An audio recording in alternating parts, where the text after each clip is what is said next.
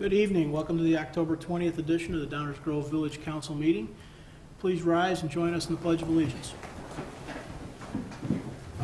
I pledge allegiance to the flag of the United States of America and to the republic for which it stands, one nation, under God, indivisible, with liberty and justice for all.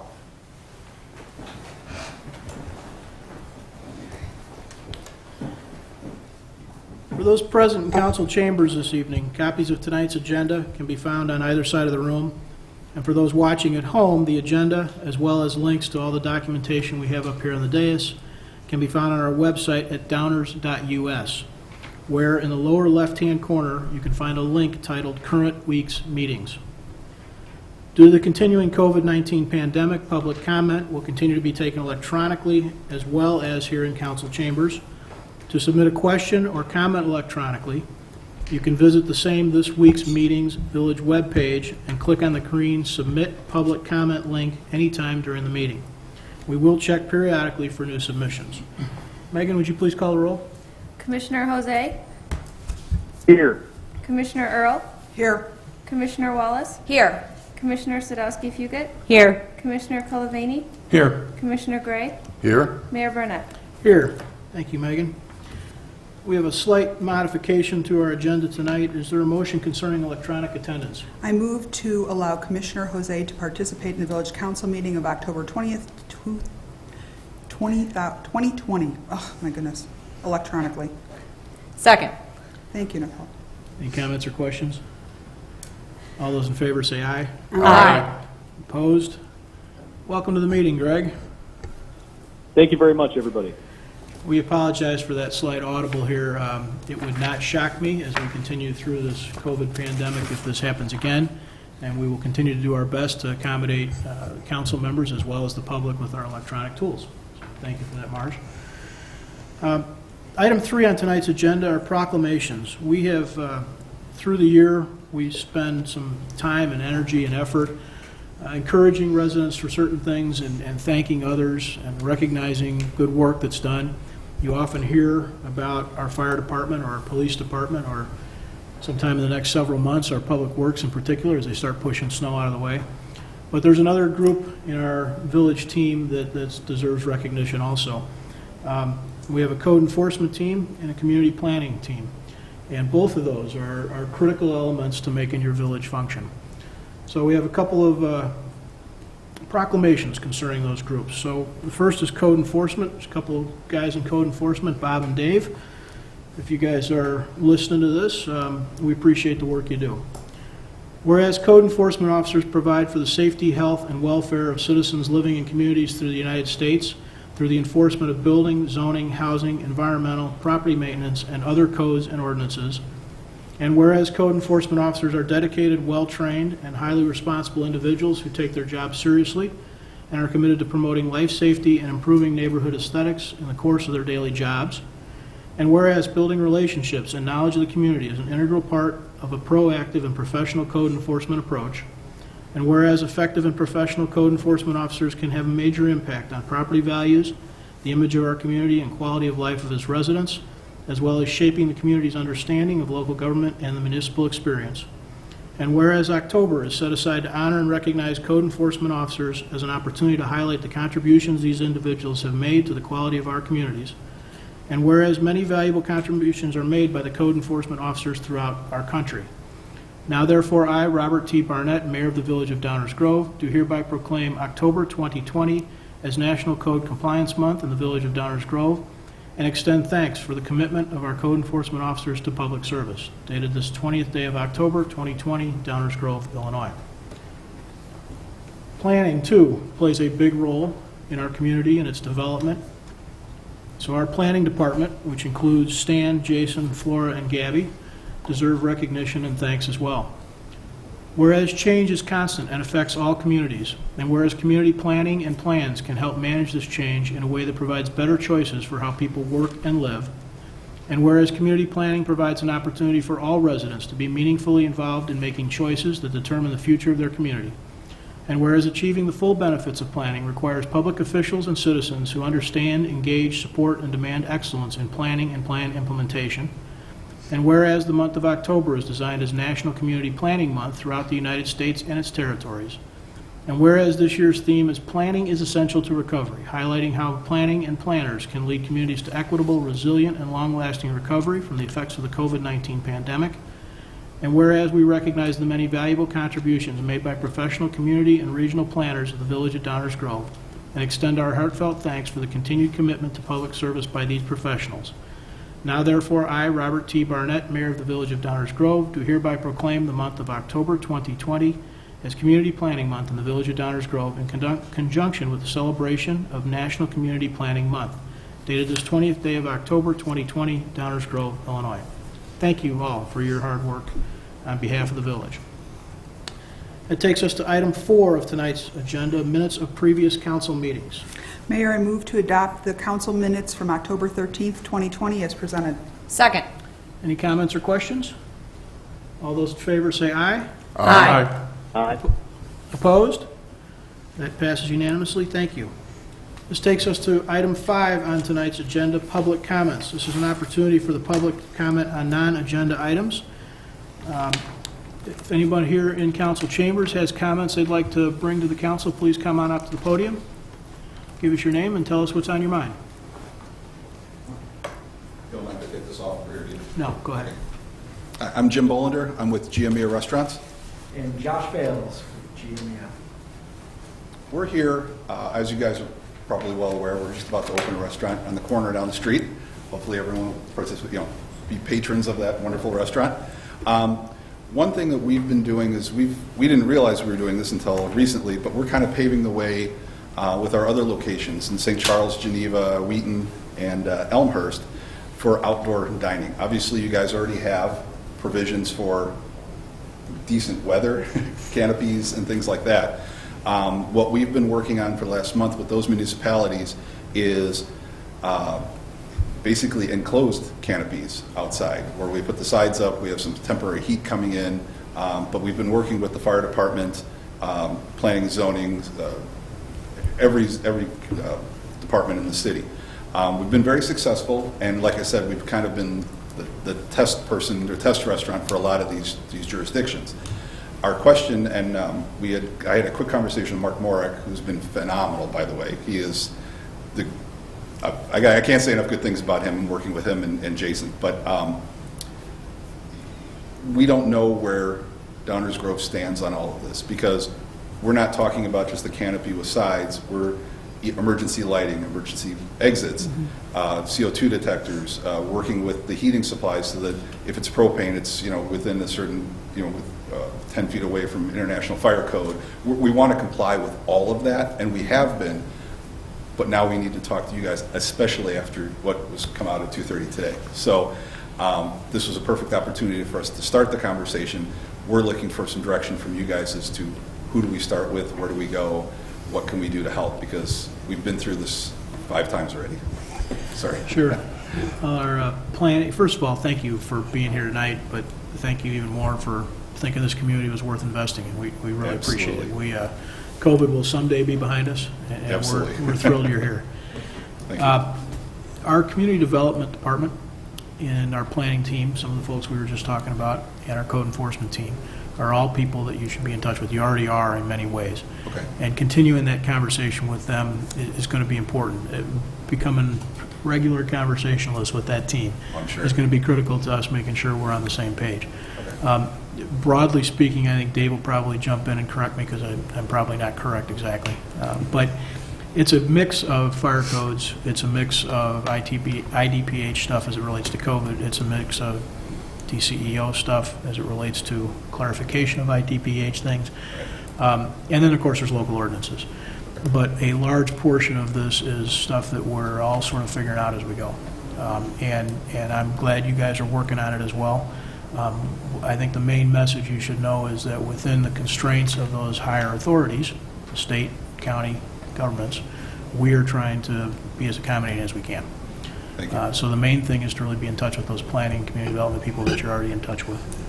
Okay, perfect. All right, well, we'll start with that, and go from there. Hang on one second, we're going to get better information from Dave. So your timing is perfect, because on tonight's agenda, in just a few minutes, know, we will saw it. approve the outdoor dining and provisions. And the good news is all the items you speak of are covered in these, and we will be able to publish them and work with restaurants to make sure we're maximizing outdoor dining through the winter season. Thank you so much for coming, and we should have some information for you here tonight. So thank you. Thank you, guys, and thank you. And certainly don't hesitate to reach out to us for, and maybe as an asset, since we have gone through several other implementations of the tents and heaters, and be glad to help in any way we can. Yeah, we have been the first ones in every one of those cities to start this, so this is, yeah. Thank you.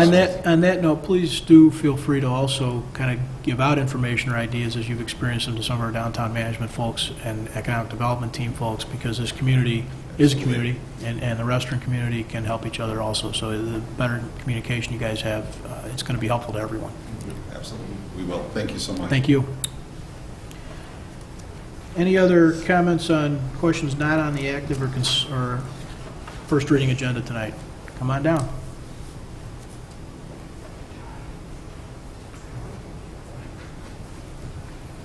Good evening. Can you hear me okay? Yeah. Funny enough, well, my name's Tom Beckman. I own Goldfinger Brewing Company here in Downers Grove. I'm also the brewer, in case you were wondering. My question is also related to what Gia was asking. Specifically, I was reading the last page where it talks about the rules and regulations for outdoor dining. We have a fairly large tent in our parking lot on private property that we recently put a few walls up. We haven't fully enclosed it, but I see in the rules and regulations that the tent must have at least 50% of the sides open to allow open airflow. So I was curious where that number came from, where the 50% needs to be open. And that's really my question. Yeah, and thanks for the heads up on that earlier, too, with the email. Dave, you got some comment on that? Yes, thank you, Mayor. It is a state regulation specifically found in the Phase 4 Restore Illinois Plan under guidance for outdoor dining, and there's a specific set of regulations regarding the sides of tents. So that is a cut and paste from a state regulation. And we will, as Dave said, we'll be publishing all these rules shortly. And anyone that has a question and wants further clarification, please don't hesitate. Don't think that you don't want to bring it up or you don't want to get into it. I had a resident call me earlier today on an unrelated issue, but she started with, "I hate to bother anybody." That's why we're here, guys. Really, we're here to be bothered. So anything that you've got question on, please bring it up. We'll get specific answers to you and sort it out. Thank you very much. Just one follow-up to that. We have a unique situation in that we have 3 tents that are kind of next to each other. So for clarification, so that we can comply with this, is the tent considered one contiguous tent, or is it considered 3 separate ones? Probably best answered by our community development team standing out there with you looking at it. Sounds good. Thank you very much. Thank you. Any other comments or questions on subjects not on tonight's active agenda or first reading? Okay. Is there a motion concerning the consent agenda? I move to approve the consent agenda as presented. Second. Any comments or questions from the council? All those in favor say aye. Aye. Opposed? That carries unanimously. Thank you all. Takes us to tonight's active agenda, item 7. Is there an ordinance concerning zoning ordinance provision amendments? Mayor, I move to adopt an ordinance amending zoning ordinance provisions as presented. Second. Mr. Baker, did we get anything online concerning this? No, not Mayor. Any questions or comments from the audience concerning this item? Okay, council comments or questions? This is largely a housekeeping exercise. As other rules and ordinances above and around us change, we sometimes have to make adjustments to our own. That's really what this issue is. So with that, all those in favor say aye. Aye. Aye. Opposed? That carries unanimously as well. Thank you all. We do not have a first reading tonight. First readings are normally where we talk about items we're not going to take action on. We've left that agenda item open, and we're going to move it over to the manager's report. Thank you, Mayor. 2 items on tonight's manager's report. Both are really updates about the village's financial condition now and in the future. So as Mike is pulling up the presentation, the first item is an update to the village's COVID-19 pandemic financial response plan. Been giving updates on this every month since April. Thank you, Mike. Obviously, the pandemic is significantly negatively impacting many village revenue sources. We've been talking through this for several months. Our goal is to be a sustainable and resilient village government. Our objectives are to continue to provide essential services during the crisis, throughout 2020, and into the future. The additional objectives that we've talked about many times are shown here on the screen, and they are to make sure that we achieve those primary objectives.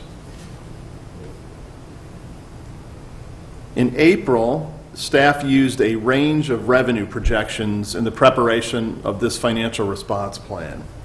The most conservative revenue projections are shown on this slide and show most revenue sources declining by 50% or more, which would have resulted in a $20 million gap or so.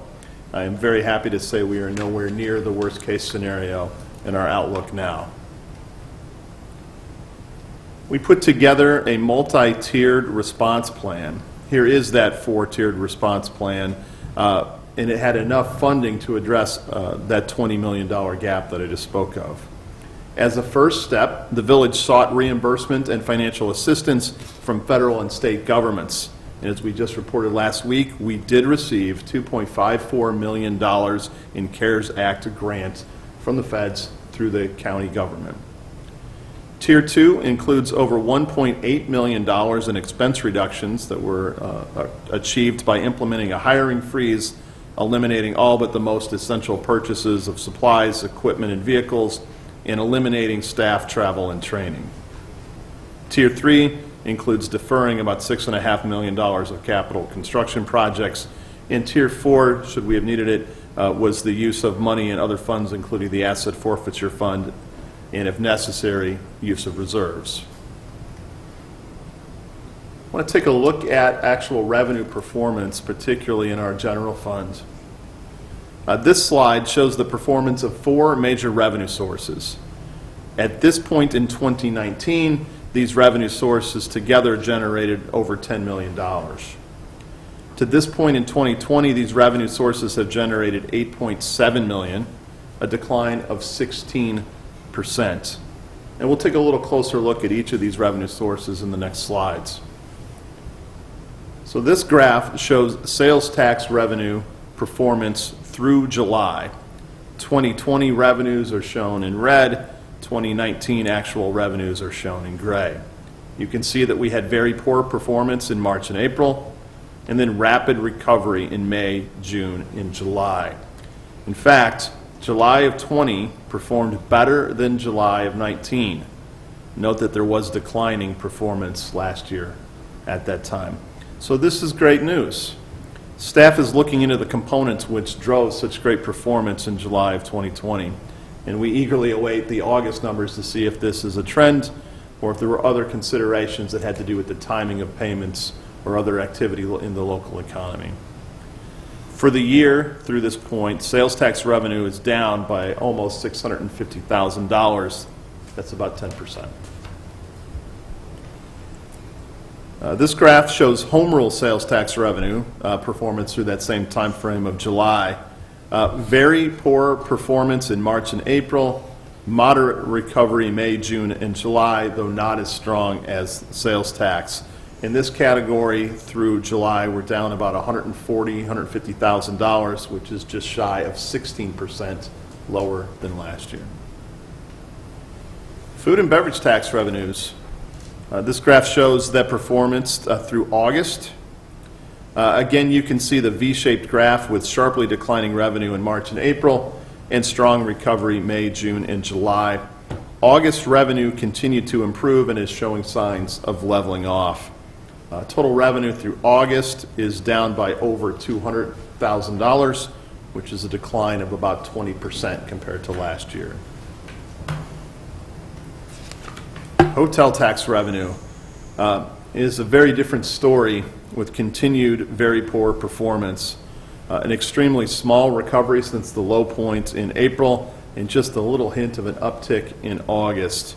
For the year, we're still down 60% in this revenue source compared to the previous year. That's over $360,000.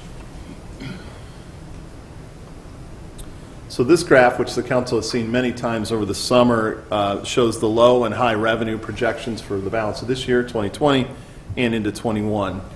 You can see that revenue for 2020 is expected to be between $40.4 million and $45.5 million.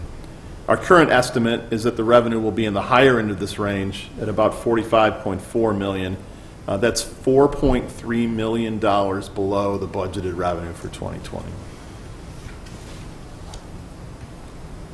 And this table, which we've also shown many times, shows our current estimates for FY20 revenues and expenses. The bottom line is that staff estimates that the deficit or gap in 2020 will range from $1.3 million to $7.3 million. This gap can be fully addressed by using only tiers 1 through 3 of our response plan. If the deficit turns out to be at the low end of the range, and we think it is at the lower end of the range, we will address the entire gap by using tiers 1 and 2, especially as how we just received that $2.5 million grant that went a long way. So we're not quite through the year yet. We sit in mid-October, and there are several key questions and areas that we continue to monitor. To the folks that just addressed us and trying to make sure that we're providing an environment for profitable operations of our valued food and beverage taxpayers, our restaurants. Well, how will those restaurants fare in the colder weather? And now with the recent update to the state guidelines. How will sales tax and home rule sales tax perform during the holiday season? We did also receive word that the online sales tax that were scheduled to be coming to municipalities starting in July got pushed until next year. So there's part of that answer. When and to what extent will hotel tax revenue performance improve? When and to what extent will commuters and daily fee payers return to commuting?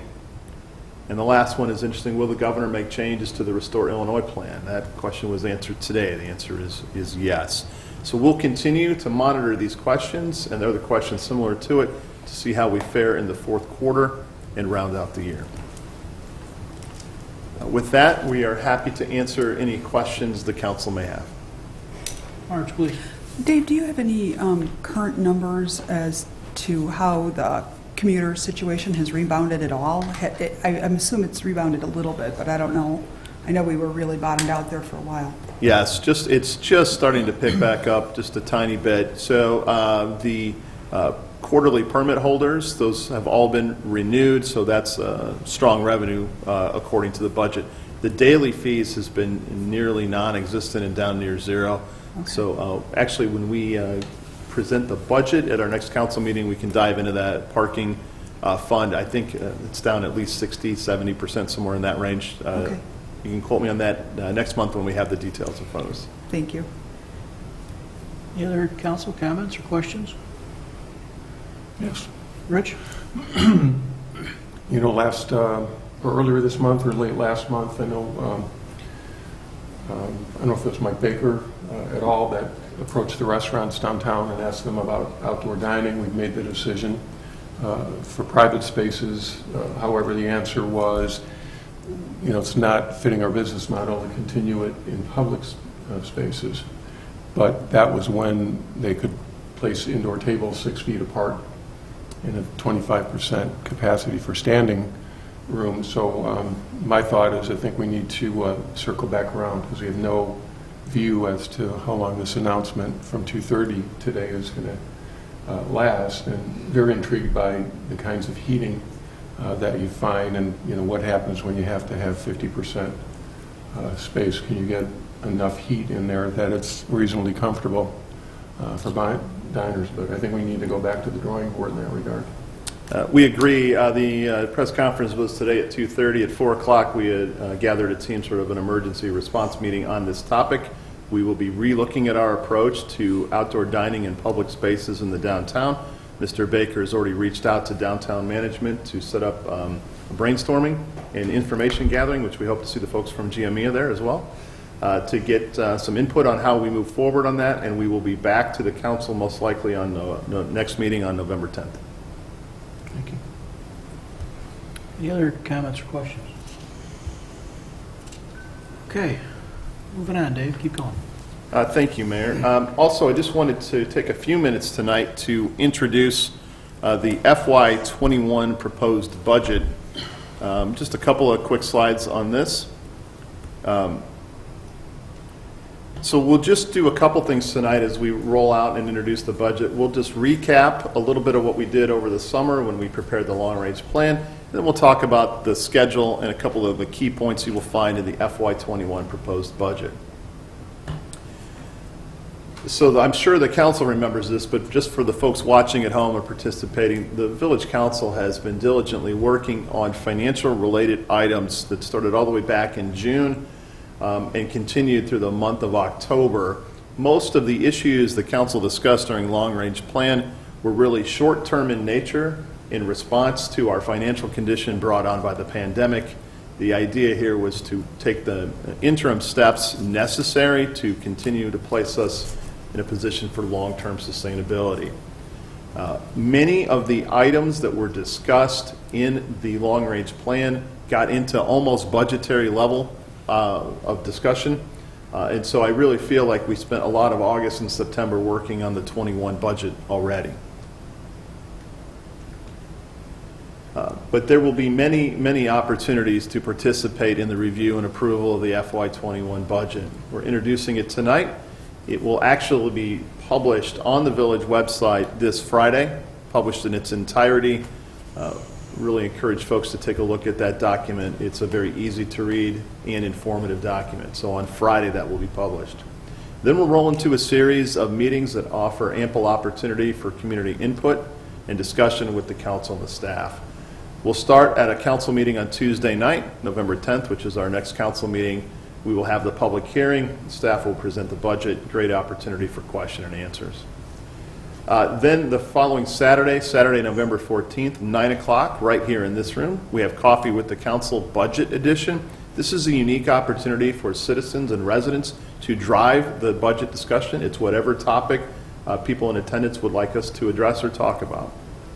Then we continue with a series of Tuesday night council meetings into mid-December, which will conclude the budget process on December 8th, including not only the adoption of the budget, but the adoption of the property tax levy.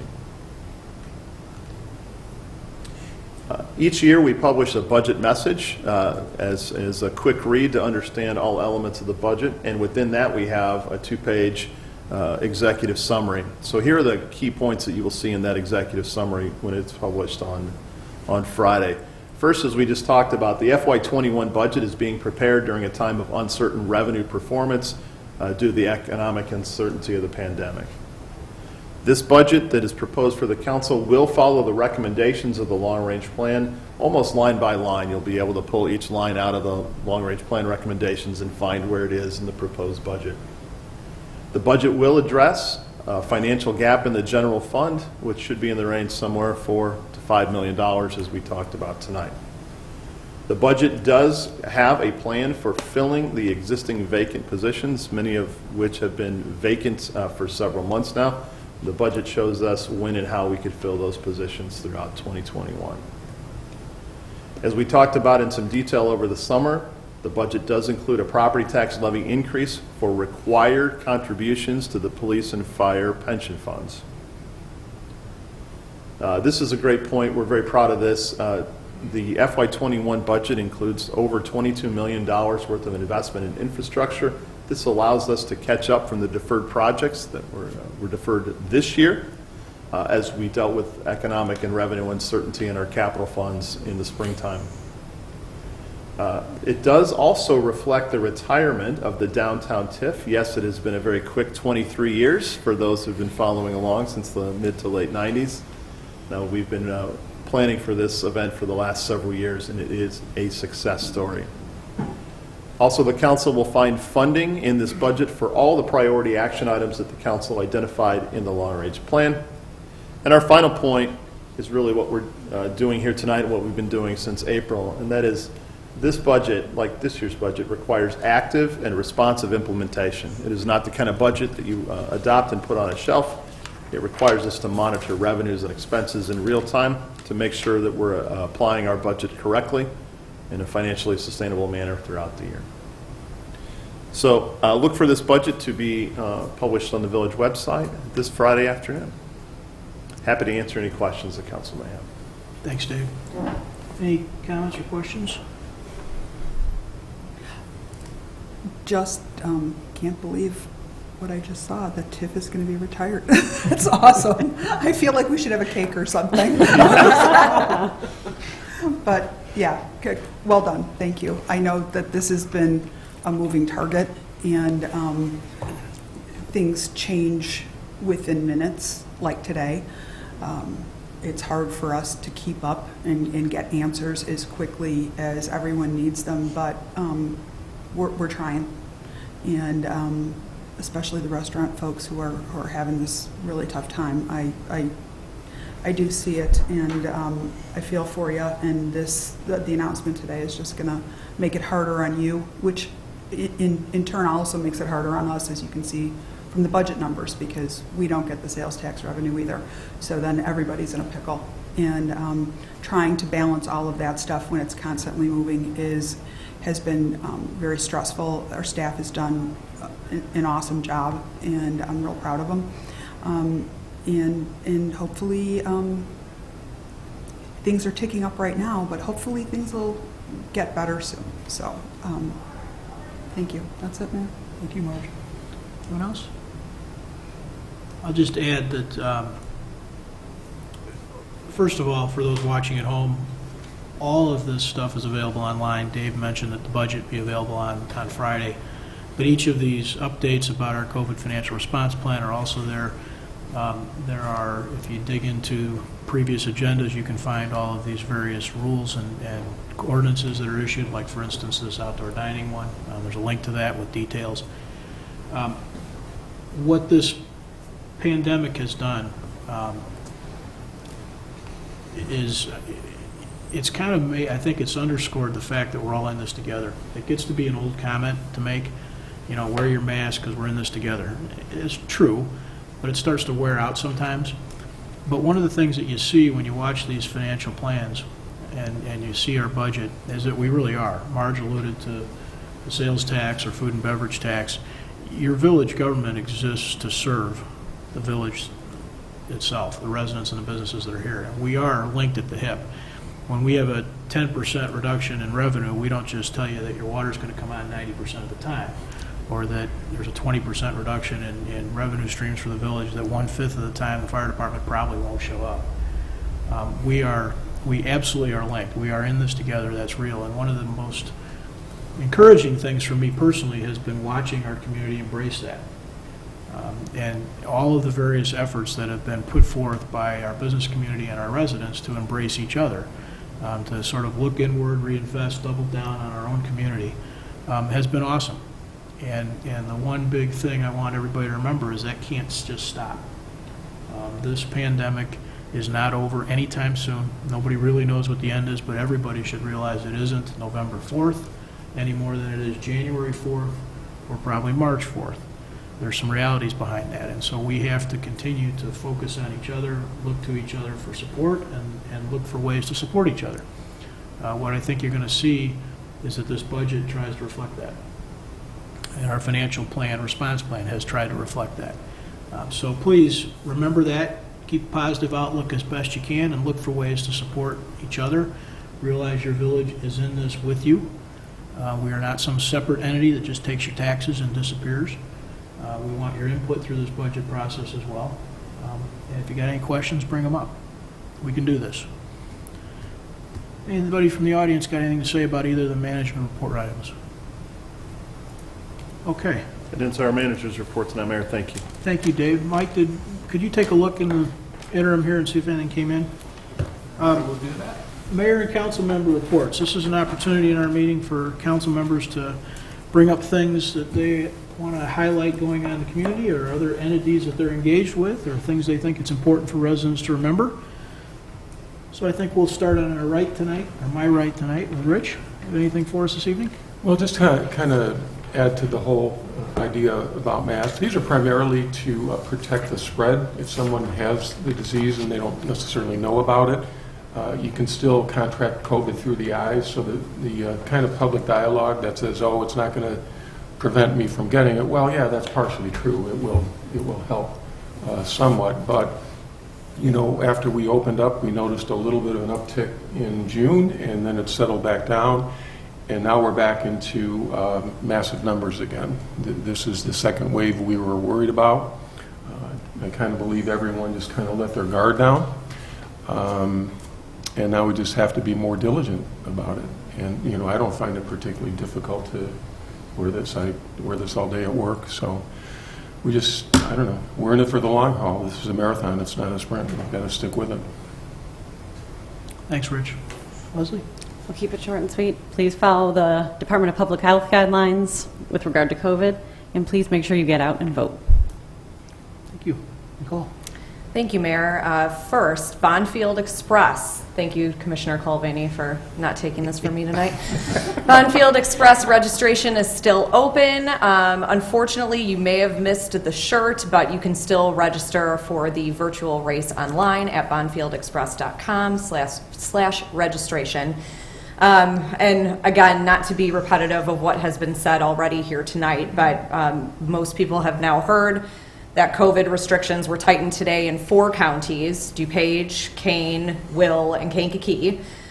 These restrictions are going to last at least 14 days.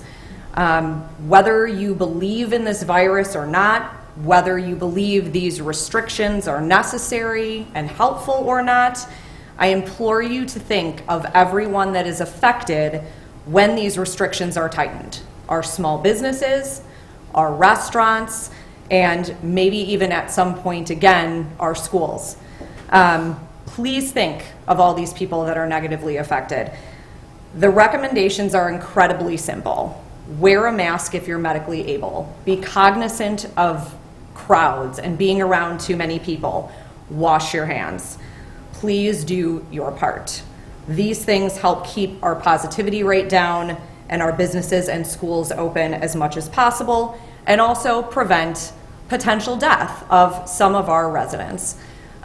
So please, again, very simple, continue to, through this, frequent our small businesses, our restaurants, especially after the announcement today. They are back to needing our help even more than they needed it before. So please continue to do your part as much as possible. Thank you, Mayor. Thank you, Nicole. Kavanaugh, anything for us this evening? Yeah, I do, Mayor. Thank you. One, just want to echo the sentiments of everyone that's spoken tonight regarding COVID. This thing is real. As Nicole mentioned, whether you believe it or not, it is here, and we don't know for what duration, but I don't want to harp on that too much. I'm in a season right now where I feel like I'm asking everyone for college recommendations, and I know that there are a lot of parents that are in that same boat. But it was nice to get a request from someone, a young lady who is a kicker on a football team, which is awesome. And I just wanted to share this with you really quickly. She wanted someone to look, her and her parents wanted someone to look over this essay because, as her dad said, I wanted to make sure it did not sound privileged. When I first started football, I found many skilled players on my team that didn't have help at home or an affordable program to connect them to college coaches. I talked to my head coach, Coach Lee, about starting a recruitment program, Terriers Tackle College. I assisted my teammates on bus rides to and from games and eventually organized a once-per-week meeting before school. I helped them research colleges, write emails to coaches, and raise money for showcase camps. I am honored to have helped multiple teammates receive athletic scholarships and attend college as a first-generation student.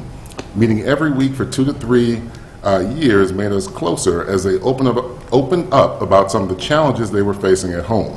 A lot of my friends on the team were African American, which inspired me to join Coach Lee's African American history class my senior fall to learn more about the culture. A few weeks into class, I watched the movie Just Mercy and approached my coach about creating a creating a unit on wrongful convictions throughout the U.S.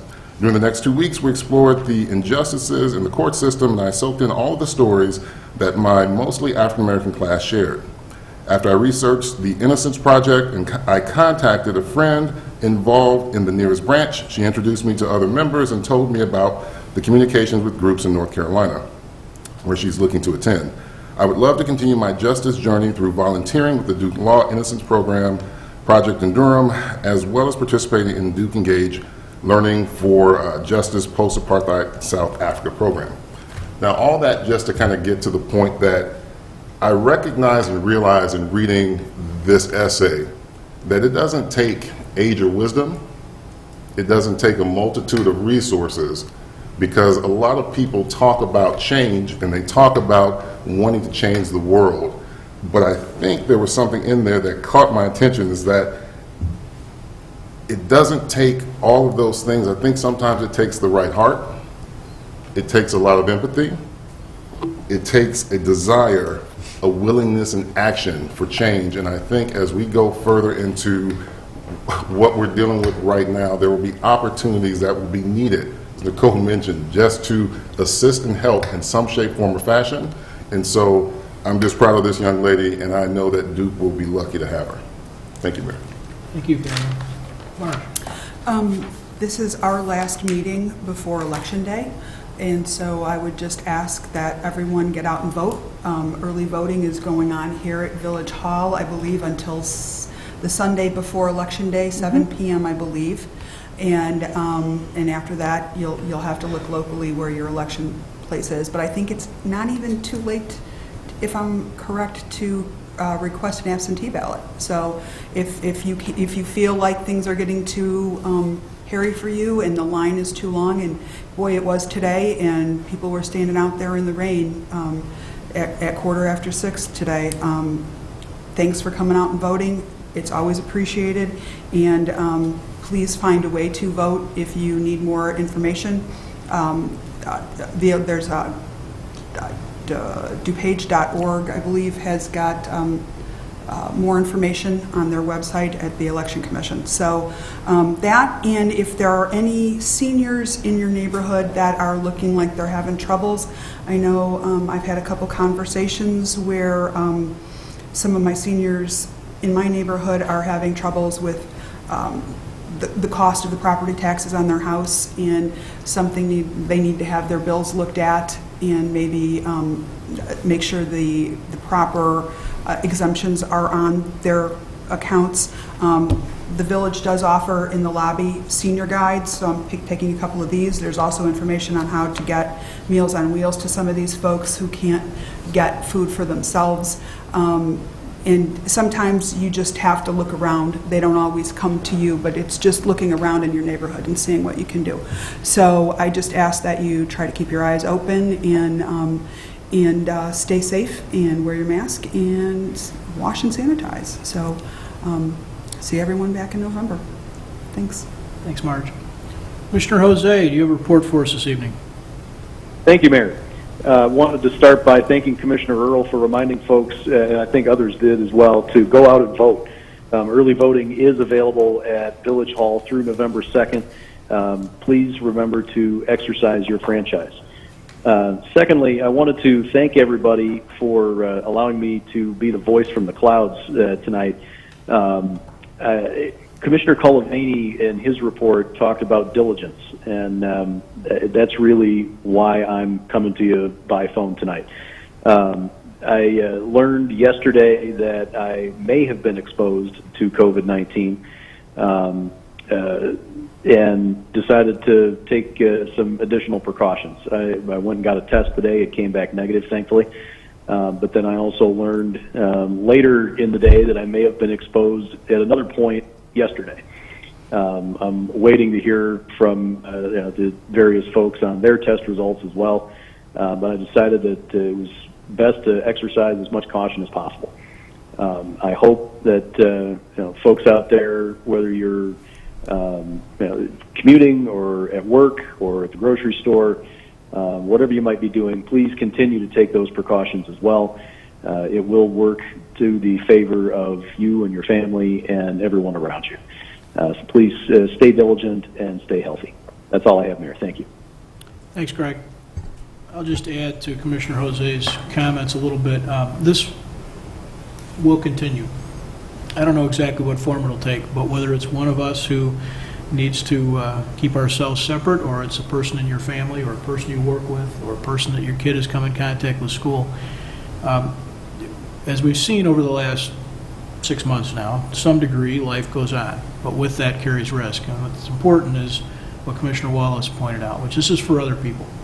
This is for you thinking about somebody other than yourself.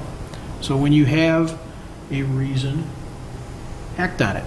Act on it. Commissioner Jose is probably fine, but the right thing to do was to make the choice to stay home tonight.